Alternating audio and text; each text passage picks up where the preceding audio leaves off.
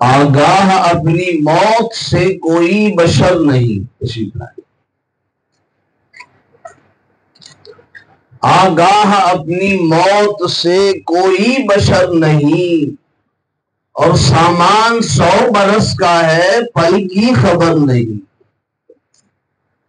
نبی اور آل نبی پر حصول برکت کے لیے سارا مجمع تھوڑا ہی صحیح، لیکن سارا مجمع ایک مرتبہ باواز بلند جھوم جھوم کر درود پاک پڑھیں. اللہم صلی علی سیدنا مولانا محمد کما تحب و ترضی بان تصلی علیہ صلاۃ و سلام علیک یا رسول اللہ صلی اللہ علیہ وسلم. تھوڑی دیر کے لیے صحیح، لیکن اپنے دل و دماغ کو حاضر رکھیں. اور تھوڑا ہی وقت ہے بھی، ویسے 8:20 پر میں انشاءاللہ ختم کر دوں گا، بند کر دوں گا، پھر عشاء کی نماز کا وقت ہو جائے گا.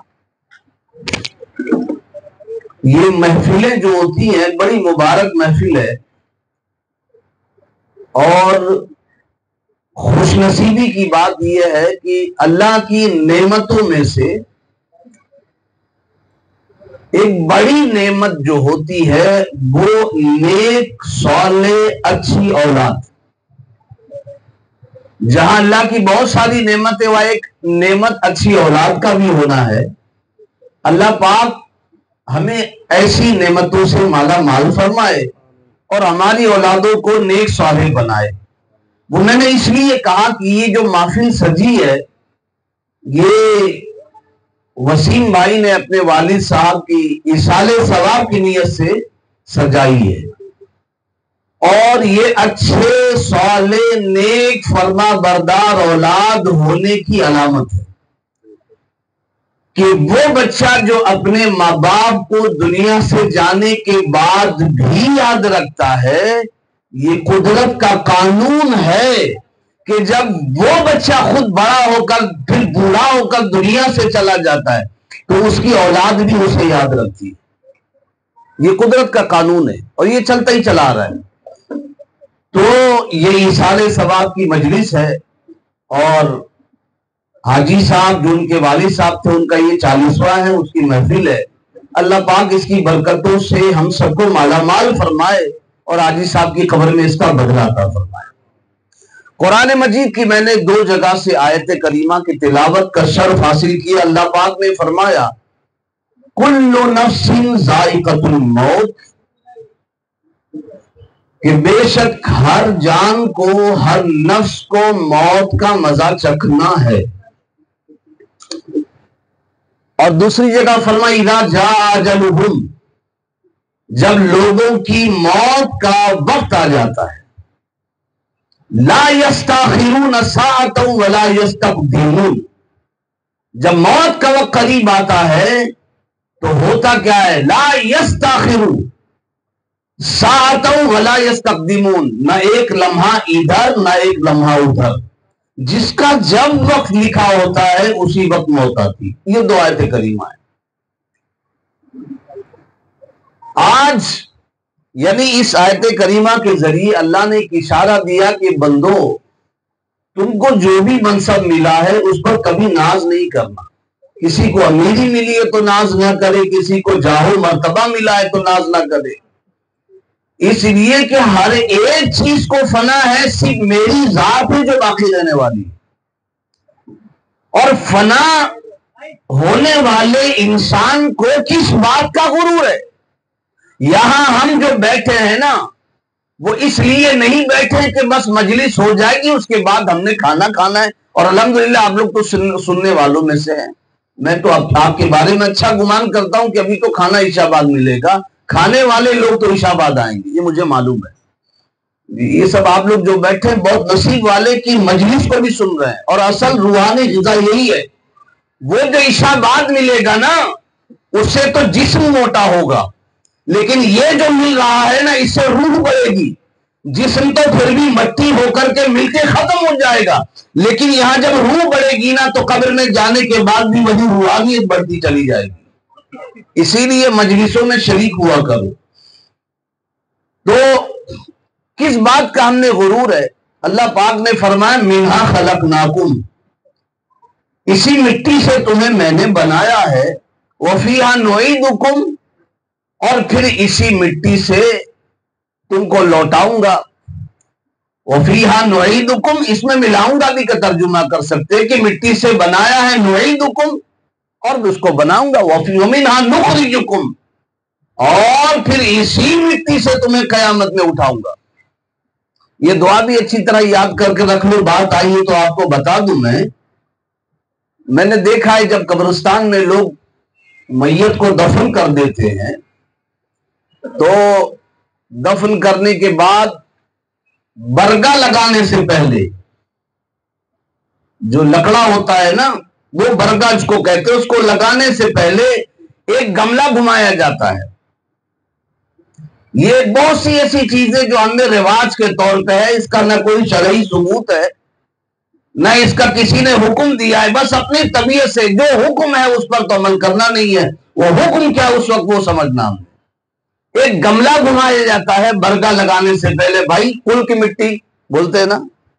मैं आपसे पूछता हूं, आपको जिसने बताया आप उससे पूछो, उनसे कहना जिसने उनको बताया उनसे पूछो, भैया ये कहां है ये कुल की मिट्टी घुमाने वाला मामला।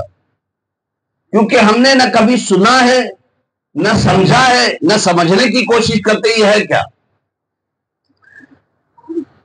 अगर उस वक्त जब मैयत दफन हो चुकी है उस वक्त ये पढ़ने का हुक्म होता कि मैयत जो है वो बरगा लग चुका है, अब मिट्टी दो, और कुल यायुल काफिरून पढ़ो, कुल अल्लाहु अकबर पढ़ो, कुल औज़ु बिरब्बिल फलक पढ़ो, या कुल औज़ु बिरब्बिन नास पढ़ो। चारों कुल में से कुछ तो पढ़ो। अगर ये हुक्म होता तो बात समझ में आती कि कुल की मिट्टी है, कुल अल्लाहु अहद अल्लाहु समद लम यलिद वलम यूलद वलम यकुल लहू कुफुवन अहद डाल दिए। कुल की मिट्टी का क्या मतलब हुआ? यही तो कहते हैं ना। ये भी तो नहीं है ना, कुल पढ़ने का हुक्म ही नहीं उस वक्त। उस वक्त क्या पढ़ने के लिए कहा जाता है? मट्टी हाथ में लेकर के कहा जाता है कि कहो मिनहा खलकनाकुम, कुल नहीं मिनहा खलकनाकुम वफीहा नुईदुकुम वमिनहा नुखरिजुकुम तारतन उखरा। ये पता ही नहीं लोगों को, और उठा उठा के डालते। मैंने कान से सुना कुल की मिट्टी लाओ तो कुल अल्लाहु अल्लाहु समद। ये मिट्टी डालने का अमल बता रहा है कि मिट्टी उठाओ और डालो, और जुबान से ये कहो तो जहन में ये भी रहे क्या, मिनहा खलकनाकुम, इसी मिट्टी से जो ये बंदा आज कब्र में लेटा है ना, जिस पर मैं मिट्टी डाल रहा हूं, जिस पर मैं मिट्टी डाल रहा हूं, ये बंदा जो कब्र में लेटा है, ये मिट्टी से सिर्फ यही नहीं बनाया गया है बल्कि मिट्टी डालने वाला भी बनाया गया है। और ये बंदा जो कब्र में लेटा है ना, ये सिर्फ मिट्टी में नहीं मिलाया जाएगा, कल को मैं भी यहां लेटा रहूंगा और मैं भी मिट्टी में मिलाया जाऊंगा। ये इसको रिवाइज कराया गया इस दुआ के जरिए, मिनहा खलकनाकुम कहो, और दिमाग में ये रहे कि हम इसी मिट्टी से बनाए गए। और मैयत में जब डालो ना, वफीहा नुईदुकुम, सिर्फ यही नहीं मिलाया जाएगा, मैं भी कल को इसी मिट्टी में मिलाया जाऊंगा। ये मिजाज में रहे, दिमाग में रहे। वमिनहा नुखरिजुकुम तारतन उखरा, और इसी मिट्टी से मैं दोबारा उठाऊंगा। तो ये अमल जो कुल का मिट्टी और गमला घुमाते हैं, इसका कोई शरई सबूत है ही नहीं। हाँ, अगर आपको इतना इजाजत दे सकता हूं कि हाँ आपने उस वक्त मिट्टी ली, वो भी कब मालूम है, जब बहुत मुश्किल है, इतना क्राउड है जनाजे में, इतना क्राउड है, खास तौर से मिट्टी डालते वक्त इतना क्राउड है कि हर कोई दूर से आकर के, बहुत क्राउड है, पीछे वाला बंदा मिट्टी डाल ही नहीं सकता। तब उसके लिए हुक्म है कि थोड़ा गमला घुमाओ और अपने हाथ में मिट्टी लेकर के, कुल नहीं कहो, कह दो कि मिनहा खलकनाकुम वफीहा नुईदुकुम, उसकी मिट्टी है, कुल नहीं। वरना कुल को राइज कर दिया लोगों ने, कुल लौर पढ़ के डाल देते उसमें, वो बहुत क्राउड हो। वरना तो वो गमला उमला नहीं, सीधा जैसे दफन किया ना, उठा करके मिनहा खलकनाकुम पढ़े। ये लगी याद बात, आपने सुन ली। तो अल्लाह पाक ने फरमाया इसी मिट्टी से उठाऊंगा, तो नास किस बात का है? अल्लाह पाक ने फरमाया कुल्लु नफ्सिन ज़ाइक़तुल मौत, हर नफ्स को मौत का मजा चखना है। जब ये चखने वाली बात आई है ना कि हर नफ्स को मौत का मजा चखना है, तो मुझे बड़ी हैरत होती है उस जमात पर कि जो जमात कहती कि बंदा मरना जब आंखें बंद कर देता है, सांस खत्म हो जाती है, جسے مرنا کہتے ہیں عرف عام میں، تو لوگ کہتے ہیں کہ بندہ جو ہے نا وہ مر گیا، لیکن ہم اہل سنت والجماعت کا عقیدہ دلائل کی روشنی میں یہ ہے کہ بندے مومن کبھی مرتا نہیں ہے، وہ صرف جگہ بدلتا ہے، مرتا کبھی نہیں۔ آپ کو بتاؤں اللہ پاک نے کیا فرمایا، ذائقۃ الموت، موت کا مزہ چکھتا ہے بندہ، مرتا نہیں ہے کہ بندہ مر گیا۔ اللہ پاک نے فرمایا ہر جان کو موت کا مزہ چکھنا ہے، موت آ کر مرنا نہیں ہے۔ مثال کے طور پہ جیسے ذائقہ چکھنا جس کو کہتے ہیں ذائقۃ الموت، رمضان شریف میں اگر کوئی روزے دار عورت گھر کا کھانا بناتی ہے مغرب سے پہلے، میں ذائقہ آپ کو سمجھا رہا ہوں، ذائقہ کہتے کسے؟ ذائقہ پورے کھانے کو نہیں کہتے ہیں کہ کوئی 14 روٹی 15 روٹی اٹھا کر کے اپنے پیٹ میں ڈال لے، سامنے والا پوچھے بھیا کیا کر رہے ہو تو کہیں کہ کھانے کا ذائقہ چکھ رہا ہوں۔ چکھنا بولیں گے اس کو؟ نہیں۔ چکھنا کس کو کہتے ہیں؟ چکھنا کھانا نہیں ہوتا ہے اور کھانا چکھنا نہیں ہوتا ہے۔ جی سمجھ گئے میری بات کو؟ اب رمضان شریف میں اگر ہم چکھنے کو کھانا ہی سمجھ لیں، چکھنے کو جو اللہ نے فرمایا نا ذائقۃ الموت، ہر جان کو چکھنا ہے موت کا مزہ، کھانا نہیں ہے، اگر ہم چکھنے کو کھانا ہی سمجھ لیں تو مجھے بتاؤ رمضان شریف میں روزے کی حالت میں عورت کوئی لیڈیز اسلامی خاتون کھانا بنا رہی ہمارے گھروں میں، ہماری مائیں بہنیں، تو ان کے لیے حکم کیا ہے؟ کھانا بنا رہی ہے، کھانے میں نمک کم ہے یا زیادہ، اس کے لیے کیا حکم ہے؟ اس کے لیے حکم یہ ہے کہ ہنڈیا کھولے، تھوڑا سا سالن چکھ لے، کھائے نہیں۔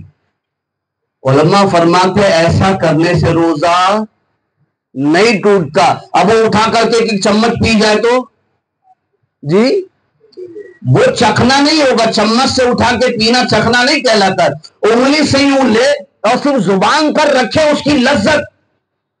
اور اگر کسی کو تجربہ ہے کہ بھیا نمک برابر ہے کوئی بات نہیں، یہ اس لیے حکم دیا گیا کہ بھیا بہت ظالم شوہر ہے، اگر کہیں نمک کم ہوا طلاق نہ دے دے، کہیں زیادہ ہو گیا تو چھوڑ نہ دے، پریشانی بڑھ جائے گی۔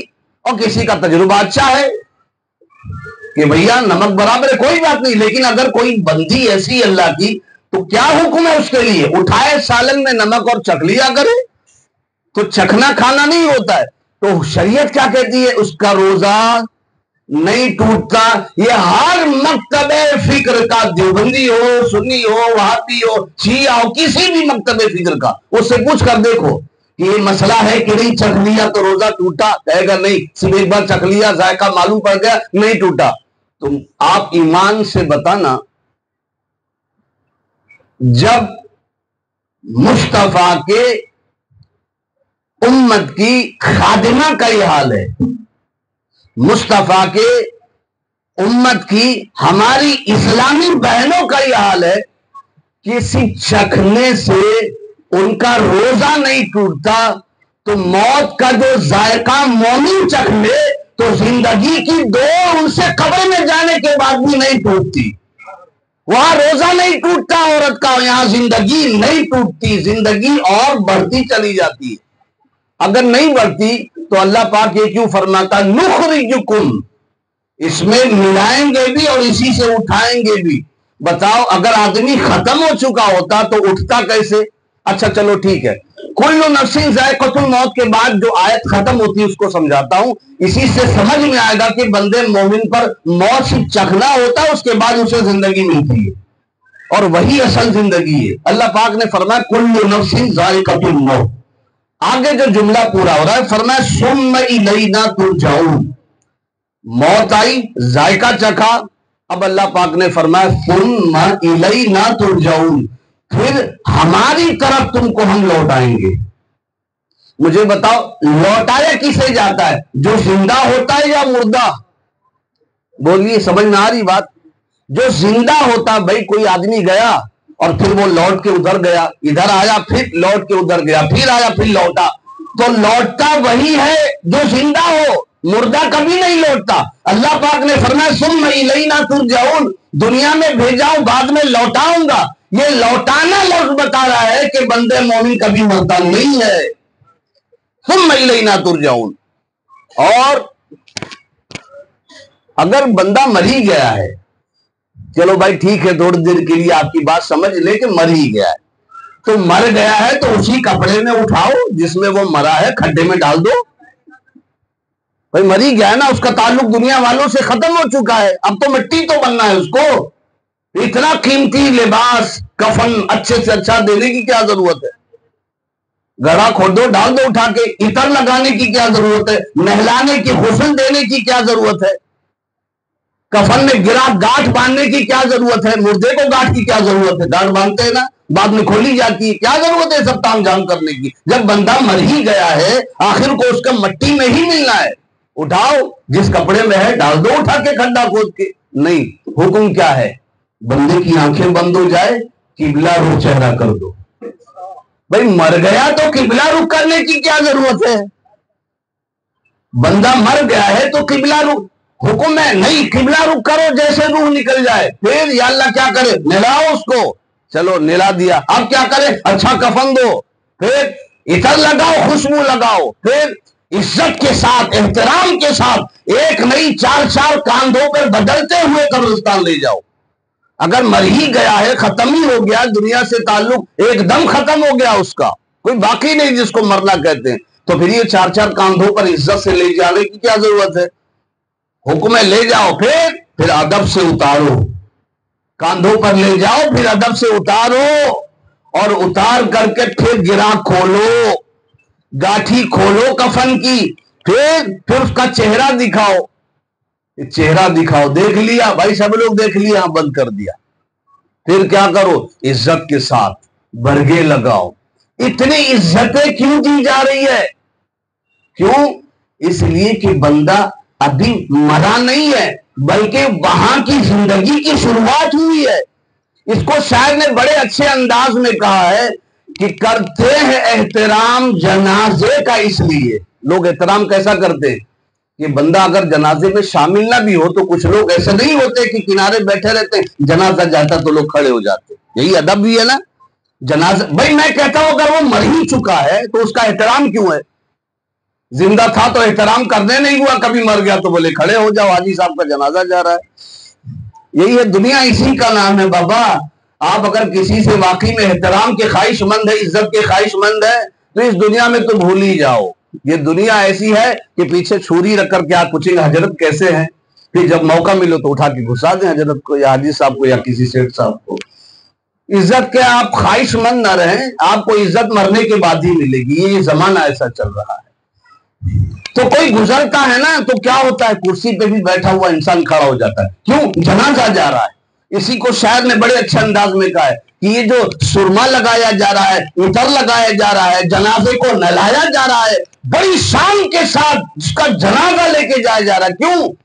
کیونکہ کرتے ہیں احترام جنازے کا, اس لیے کیونکہ وہ دیکھنے جا رہا ہے چہرہ رسول کا, وہ جا رہا ہے دیکھنے جلوہ رسول کا. کیونکہ اللہ کو بھی پتا ہے نا کہ میرے مصطفیٰ سے ملاقات اسے کرنی ہے. ایسے نہیں, اس کو نلاؤ, اس کو دھلاؤ, صاف کرو, اچھے کپڑے پہناؤ, اچھے سے اچھا کفن دو, خوشبو لگاؤ. کیوں؟ کیونکہ مصطفیٰ کی آمد قبر میں ہوگی, حضور کی آمد ہوگی. تو آمد ہوگی, یہ آمد ہونا ہی بتا رہا ہے کہ مردہ نہیں بلکہ زندے کے پاس حضور آئیں گے. جی, حضور جس کے قریب آ جائے وہ پھر مردہ کہاں رہ جاتا, وہ زندہ, اس کو تو زندگی مل جاتی جس کے قریب حضور آ جائے. تو پھر کیا؟ اسی لیے میں نے کہا نا کہ موت مر جانے کا نام نہیں ہے, موت فنا ہو جانے کا نام نہیں ہے, موت ختم ہو جانے کا نام نہیں ہے, بلکہ حدیث پاک کی روشنی میں دیکھیں تو موت ایک وہ پل ہے جس پل کے ذریعے محبوب سے ملتا ہے.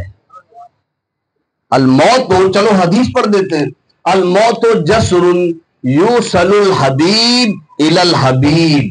موت ایسا پل ہے جو محبوب کو محبوب سے ملا دیتا ہے. یہ حضور فرماتے ہیں, یہ حضور کی حدیث ہے کہ موت ایسا پل ہے کہ جو محبوب کو محبوب سے ملا دیتا ہے. تو جب ملا دیتا ہے تو یہ ایسا پل ہے جس پل کی خواہش رکھنا چاہیے, دعا نہیں مانگنا چاہیے. یہ بھئی محبوب سے ملانے والا ہے نا, اس کو بڑی آسانی سے سمجھاؤں.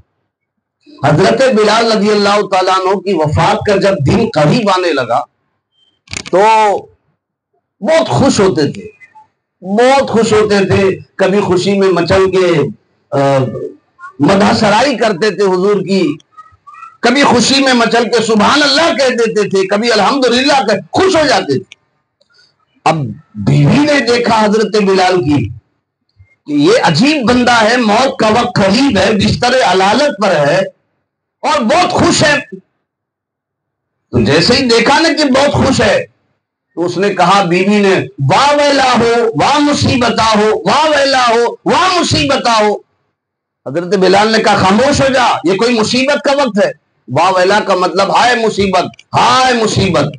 تو حضرت بلال نے فرمایا چپ ہو جا, یہ کوئی مصیبت کا وقت ہے. حضرت بلال کی گھر والی نے کہا اچھا مصیبت کا وقت نہیں ہے تو بتائیے, موت قریب ہے, آپ اس کیفیت میں ہے, میں دکھ میں ہوں, ہمیں چھوڑ کے آپ جانے والے ہیں, یہ مصیبت کی گھڑی نہیں ہے. کہا نہیں, یہ مصیبت کا وقت نہیں ہے, یہ تو مصطفیٰ سے ملنے کا وقت ہے, یہ تو میرے محبوب سے ملنے کا وقت ہے. زمانہ ہو گیا حضور کو دیکھے, اب تو وہ وقت آ رہا ہے کہ حضور کی زیارت قبر میں ہوگی. یہ ہے نہیں. اسی لیے کسی شاعر نے بڑے اچھے انداز میں کہا ہے کہ قبر میں سرکار آئے تو میں قدموں میں گروں, گر فرشتے بھی اٹھائیں تو میں ان سے یوں کہوں کہ اب تو پائے ناز سے میں فرشتوں کیوں اٹھوں, ارے مر کے پہنچا ہوں یہاں اس دل ربا کے واسطے. جی صاحب, تو موت سے بندے مومن کو گھبرانا نہیں چاہیے بلکہ موت کی تیاری کرنا چاہیے. اور جو موت کی تیاری میں لگا رہتا ہے نا, پھر اسے گھبراہٹ خود بخود نہیں ہوتی. تیاری کرو. ایک آسان تیاری, حضور کی بارگاہ میں ایک صحابی رسول ہے, بہت ساری تیاریاں ہیں لیکن ایک حدیث یاد آ گئی ہے. عرض کیا یا رسول اللہ مجھے موت سے بہت ڈر لگتا ہے. ہم لوگ کو سب کو لگتا ہوا بھیا, کون نہیں ڈرتا موت سے, لیکن بڑا آسان کر دیا حضور نے. وہ صحابی ہے لیکن گھبرائے کس طرح ہیں, ہمیں کتنا گھبرانا چاہیے. انہوں نے کہا یا رسول اللہ مجھے موت سے بہت ڈر لگتی ہے. آپ نے فرمایا کچھ صدقہ نکال دیا کرو, موت کا دل سے ڈر نکل جائے گا. کیا نکال دیا کرو؟ اللہ کی راہ میں صدقہ نکال دیا کرو. عربی تھے وہ, سمجھ نہیں پائے وہ بات. کہا یا رسول اللہ میں صدقہ نکالوں, موت کا دل سے ڈر کیسے نکلے گا؟ ٹھیک ہے میں آپ کے حکم پر عمل کرتا ہوں, لیکن اس کو سمجھا بھی دے, صدقہ نکالنے سے موت کا دل سے ڈر کیسے نکل جاتا ہے, دل میں سے موت کا ڈر. آپ نے فرمایا یہ بتاؤ صدقہ جب تم نکالو گے تو جائے گا کہاں؟ وہ کہنے لگا صدقہ نکالیں گے تو اللہ کی بارگاہ میں جائے گا. بھائی صدقہ بندہ نکالتا غریب کے ہاتھ میں بعد میں جاتا ہے, پہلے اللہ کے ہاتھ میں جاتا ہے جو اس کا دست قدرت ہے. تو یا رسول اللہ جب بندہ صدقہ نکالتا ہے نا تو وہ اللہ کے ہاتھ میں جاتا ہے. کہا بس یہی تو کہنا ہے کہ صدقہ نکالو, موت کا دل سے ڈر ختم ہوگا. مطلب جہاں جہاں تمہارا مال جائے گا, مال کہاں گیا؟ اللہ کے پاس. اب جہاں جہاں مال جائے گا نا اللہ کے پاس گیا, وہاں وہاں تمہارا دل چلا جائے گا. تو دل کہاں گیا؟ اللہ کے پاس. جب دل اللہ کے پاس ہوگا تو موت کا ڈر دل سے نکل جائے گا, پھر دل میں صرف اللہ ہی اللہ ہوگا. یہ بڑی, اسی لیے حضرت امام حسن رضی اللہ تعالیٰ عنہ نواسے رسول وہ اکثر فرمایا کرتے تھے, جب بھی صدقہ نکالتے نا تو وہ کہتے تھے اللہ تیرا شکر ہے کہ تو نے میرے گھر میرا سامان بھیجنے کے لیے ایک بہترین سواری دی تھی. ان کا گھر یعنی جنت, اس گھر میں, اب وہاں اس گھر میں ابھی کوئی آپ کہیں گھر خرید لو, ایک خالی فلیٹ خرید لو تو اس میں فریج بھیجنا ہے, واشنگ مشین بھیجنا ہے, صوفہ بھیجنا ہے, فرنیچر بھیجنا ہے. خالی گھر میں تو بھیجتے ہیں تو بیچ میں ایک سواری ہوتی کہ نہیں ہوتی ہے, ٹیمپو میں لاد کر کے بندہ بھیجتا ہے. امام حسن کیا فرماتے؟ اللہ تیرا شکر ہے اس گھر میں بھیجنے کے لیے میرے سامان کو تم نے سواری بھیج دی ہے۔ اس طرح تو موت کا دل سے ڈر نکل جاتا ہے۔ کیسے نکلتا اس کی ایک راہ یہ بتائی۔ دوسری سب سے آسان راہ یہ ہے کہ حضور کے غلام بن جاؤ، حضور کے سچے غلام بن جاؤ، حضور کی غلامی میں آ جاؤ۔ بہت سے لوگ نعرہ لگاتے ہیں، مجھے عجیب لگتا ہے ہاں کہ غلامی رسول میں موت بھی قبول ہے۔ او نعرہ لگتا ہے مجلس سے، غلامی رسول میں موت بھی قبول ہے۔ تو مجھے حیرت ہوتی ہے، یہ سنی قوم ہماری غلامی رسول میں موت بھی قبول ہے۔ جس قوم کو 5 وقت کی نماز قبول نہیں ہے حضور کی غلامی میں، وہ موت قبول کرنے کی بات کر رہا ہے جی۔ 5 وقت کی نماز قبول نہیں کرتا تو کہتا موت قبول ہے۔ عجیب۔ اب میں یار آپ نے اس کو بہت ہلکا سمجھ لیا ہے۔ موت کی تیاریوں میں سے سب سے بڑی تیاری وہ نماز ہے۔ اچھی طرح سمجھ لو، یہ نماز ہے۔ یہ نماز ایسا نور اس کا قبر میں جائے گا کہ بندہ بعد میں پہنچے گا قبر کے اندھیرے کو، سب سے پہلے نماز کا نور ہی دور کرے گا۔ جی صاحب کیا سمجھتے ہو؟ ابھی بندہ قبر میں آیا ہے، فرشتے آئیں گے، اس کے پہلے قبر روشن اگر کسی وجہ سے ہوگی تو نماز کے نور کی وجہ سے ہوگی۔ وہاں نہ کوئی مرکوری ہے، نہ لائٹ ہے، نہ فوکس ہے، اتنا اندھیرا دھوپ ہے، کیا کام آئے گا؟ وہاں صرف نماز کا نور کام آئے گا۔ غلامی رسول میں موت قبول، نماز قبول کرو غلامی رسول میں، پھر جان بھی دو گے تو اللہ وہ جان بھی غلامی رسول میں قبول کر لے گا۔ آئی بات سمجھ میں؟ تو ہم جو ہے یہاں جمع ہوئے ایصال ثواب کی نیت سے بھی اور کچھ سیکھنے کے لیے بھی۔ تو دنیا سے جانے والے حاجی صاحب تو چلے گئے، لیکن ہمارے لیے مشعل راہ یہی ہے کہ ہم اپنے ماں باپ کے نقش قدم پر چلیں۔ وسیم بھائی بھی ماشاءاللہ اپنے والد کے نقش قدم پر چل رہے ہیں، علماء سے بڑی موجہ سے مجھ سے محبت کرتے تھے، یہ بھی کر رہے ہیں، اور ہر کسی سے آپ لوگ سے بھی بہت ملنسار آدمی۔ کوشش کرے ہر کوئی انسان اپنے ماں باپ کے نقش قدم پر چلے، جو اچھے اچھے کام ہیں ان کو آگے بڑھاتا چلے، یہی انسان کے لیے سب سے بڑا ایصال ثواب ہے۔ حضور سے پوچھا گیا، آخری حدیث میں عرض کر کے گزر جاؤں، حضور سے پوچھا گیا یا رسول اللہ صلی اللہ علیہ وآلہ وسلم، جب بندہ مر جاتا ہے، مسلم شریف کی حدیث ہے، جب بندہ مر جاتا ہے نا تو اس کا سب نام اعمال کا دفتر بھی تو بند ہو گیا نا۔ جب تک انسان زندہ ہے، آنکھیں کھلی ہے تو دفتر لکھا جا رہا ہے، گناہ لکھا جا رہا ہے، ثواب لکھا جا رہا ہے۔ لیکن یا رسول اللہ جب بندہ مر جاتا ہے اب تو اس کا دفتر بند ہو گیا، کوئی تو ایسا عمل ہوگا جو اس کو ملتا رہے، چاہیے نا، کوئی تو عمل ہوگا جو اس کو ملتا رہے۔ تو حضور نے فرمایا ہاں اذا مات الانسان انقطع عمله الا ثلاثۃ۔ ہاں ٹھیک ہے بندہ مر جاتا ہے، لیکن حضور نے فرمایا جب مر جاتا ہے نا اس کے نام اعمال کا دفتر بھی بند ہو جاتا ہے، مگر 3 چیزیں ایسی ہیں جس کی وجہ سے اس کو مرنے کے بعد بھی اس کا ثواب ملتا رہتا ہے، یعنی میٹر اس کا چالو ہو جاتا ہے۔ دیکھا جاتا ہے مجھے چالو کیا، چالو تو یہیں سے تھا، اس کا ثواب ملتا ہے۔ وہ 3 چیزیں کون سی ہے؟ کوشش کرے وہ زندگی میں خود لانے کی، تاکہ ہم بھی اگر مر جائیں تو وہ کام آئے۔ الا من ثلاثۃ، 3 چیزیں ایسی ہیں جن کا ثواب جو ہے مرنے کے بعد بھی ملتا رہتا ہے، میٹر چالو رہتا ہے قیامت تک۔ فرمایا وہ کیا؟ فرمایا صدقۃ جاریۃ، پہلا کوئی صدقہ جاریہ کر دیا۔ صدقہ جاریہ سے ابھی آج کے زمانے میں کیا کہوں، کسی زمانے میں صدقہ جاریہ کنواں کو کہا جاتا تھا، پانی کی تکلیف تھی، کوئی درخت لگا دیا، کوئی سایہ ہے اس کے نیچے آرام کر لیا، یہ صدقہ جاریہ۔ وہ کام صدقہ جاریہ بہت آسان لفظوں میں سمجھیں، وہ کام جس کی معاشرے میں اشد ضرورت ہے۔ ابھی جہاں پانی کی ضرورت نہیں، اب آپ پانی کی سبیل لگا لو، کیا مطلب؟ پانی کا ٹینکر لے کے آگے کھڑا کر دو، پانی پیو پانی پیو، آلریڈی پہلے سے پانی موجود ہے۔ سمجھ میں آئی میری بات؟ صدقہ جاریہ کسے کہیں گے اس زمانے میں؟ کہ جس زمانے میں سب سے زیادہ جس چیز کی ضرورت ہے بندے مومن وہ کام کر جائے، اسے صدقہ جاریہ کہتے ہیں۔ یہ نہیں کہ خالی پانی پلا دیا صدقہ جاریہ۔ ایک تو حضور نے فرمایا صدقۃ جاریۃ، ایک تو یہ کہ صدقہ جاریہ ہو، اس کا ثواب ملتا رہتا ہے۔ دوسرا فرمایا او علم ينتفع به، یا تو مرنے والا دنیا سے جانے والا جب دنیا سے گیا ہو تو ایسا علم چھوڑ کے گیا ہو جس کی وجہ سے لوگ اس علم پر عمل کرتے رہے تو اس کا فائدہ ملتا رہے گا. جیسے علماء کرام ہیں، وہ اپنا علم چھوڑ کر گئے، آپ نے عمل کیا، پھر کسی نے عمل کیا، پھر آپ کی وجہ سے کہ یہاں تک کہ وہ چلتا رہا روٹین، پھر جب تک لوگ عمل کرتے رہیں گے قبر میں اس کا ثواب ملتا رہے گا.